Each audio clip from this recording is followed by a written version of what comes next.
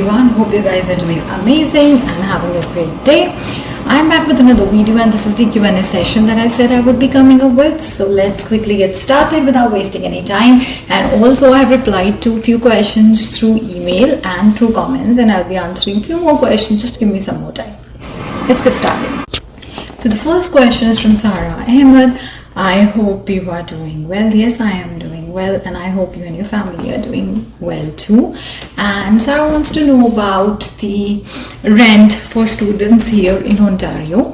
So all these places that you see here, these are in Ontario, and the rent over here are comparatively low. You can find room on sharing on as low as $200, and then it can go up $200 plus utilities. That's what I'm talking about. But let's come here, and if I talk about places here in Brampton, Mississauga, Caledon, Toronto, then the rent can vary from $300 on sharing plus utilities, and I'm talking about basement because recently also we have started looking out. I looked out for places and rent just to get the recent update for you.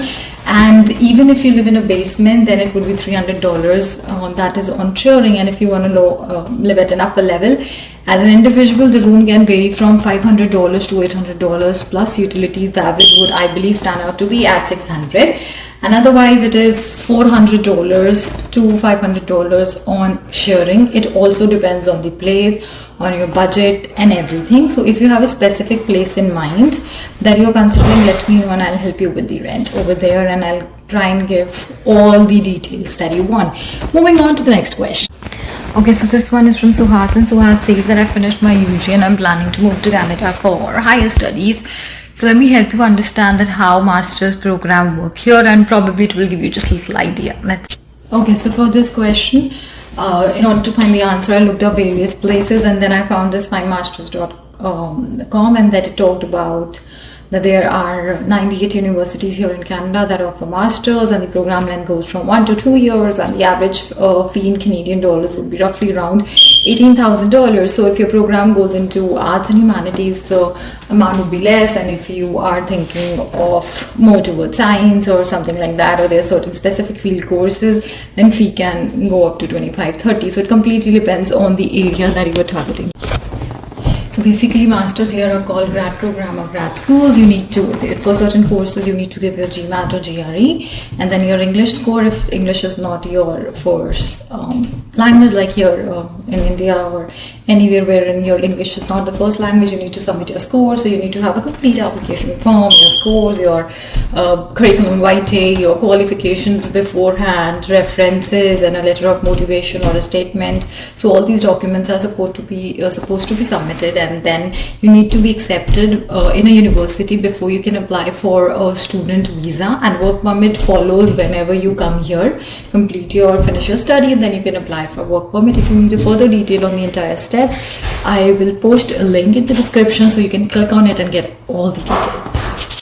Okay, moving on to the next question. That is from Gautam Jha, and Gautam is asking that is it possible to move with 3 kids as in family here in Canada, how difficult it will be and everything. See, it will be difficult even if you move as an individual, and it can be difficult if you move as a family. So that's okay. Difficulties would be a part of wherever you will go. Even if you will shift from, let's say, Delhi to Mumbai, it would be difficult. Delhi to Pune, Patna, anywhere you will move, it will be difficult, right? But yes, here we are talking about moving altogether to a different country, and hence things can be tough. I would like to know more about, if you can just give me a little detail about, let's say, the age of your kids, your profession, also if your spouse is working, or I don't know your status. I'm sorry if I pointed out anything which is something that you never wanted me to. So I'll just give you a very generalized answer to this, and if you still need a very detailed response, please drop in a comment, or my email ID, I'll just mention it here again so that I can just let you know in detail whatever you're looking for. So if your kids coming here, then that's fine, because if you're coming here as a PR, then they can get admission here free in public schools, and you do not have to pay any fees. So that's for one. Then secondly, you're going to have your health cards. So everything, most of the things would be covered in through your health cards, your doctor's visit, your vaccinations, any references or any test. Most of the tests are covered here, and it also depends where are you planning to come. I'm talking about Ontario. Here you do not have to pay anything for your health card, but I believe in BC you have a little fee, so you also have to choose where you are moving depending on your requirements, and also if you have a job beforehand or not, if you are planning to come and find job here. So things completely vary. So if you're willing to live in basement, then let's say if your kids are small and they do not need, and they probably all can fit in one room, or you just need 2 rooms in total for your family, then you can have a 2-bedroom basement going from $900 to again $1,600-$1,700. But if you want to stay in upper level, then things would change. Also it will change depending on how many rooms you need to occupy. And what else? I think I will be able to give a very detailed response if you can just help me in understanding the specific things that you would like to know as far as jobs are concerned. If you do not have anything in hand, and there are season jobs in warehouse that are 99% of the time open.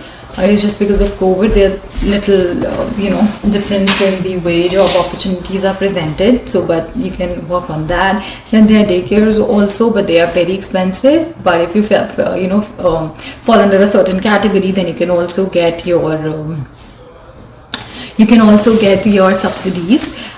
There are programs for new immigrants, so they can help you find jobs, do bridging courses, or help you settle, or make you feel more welcomed in this country. So there are many things, there are many areas we can touch here, but I would really appreciate if you can email me so that I can give you a detailed answer. And I know you were waiting for this video because you said that this is really important for you. So please let me know in advance. I have just tried to touch every point in general, and I've talked about your rent or health. I told you it's free. You don't need to take care of just first 3 months. If you want, you need to have your insurance because your health card will kick in little later if you're a PR.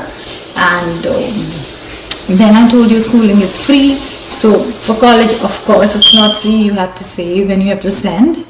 So everything rounds back to where you start in terms of age of your kids and everything. So please drop me an email so that I can help you. Then I have been asked questions to make a video on farm investment and work permit. So I'll be covering it separately in a different video wherein I'll be talking about farm pathways and work permit. So please be a little patient with me, and I'm going to make a video soon on it. Also, I've received many comments that say that why have you disabled your comment in why not to come to Canada? Why are you demotivating people to not to come to Canada? You are here in Canada. When are you coming back? And all these things. So I think somehow I fail to understand. I think people just see that there's only one video uploaded in my entire YouTube channel, and the only reason I uploaded that video was because I wanted to share both sides of the coin. In fact, before that I've already uploaded the reasons to come to Canada, and then someone said, oh, you're confusing because you're saying both. No, I'm not confusing anyone. The reasons that I give are completely dependent on my different points that I've seen from my home country to here, and it is definitely a shock, or I will see it as a change, and I'll definitely be surprised when I see something that I've never seen in the past.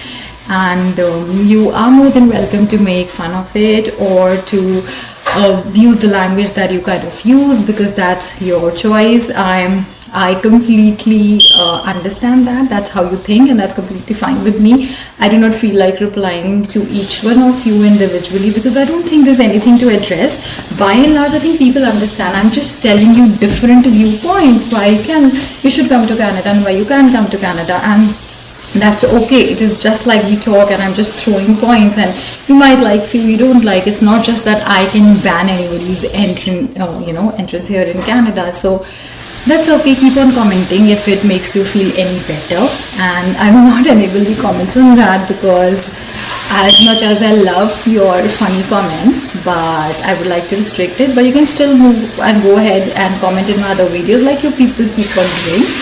But all I can say is I'm just presenting my points, and I'm not forcing anybody. I'm just sharing what I have experienced here. So keep your hatred to yourself and stay blessed, stay safe, and have a great day, guys.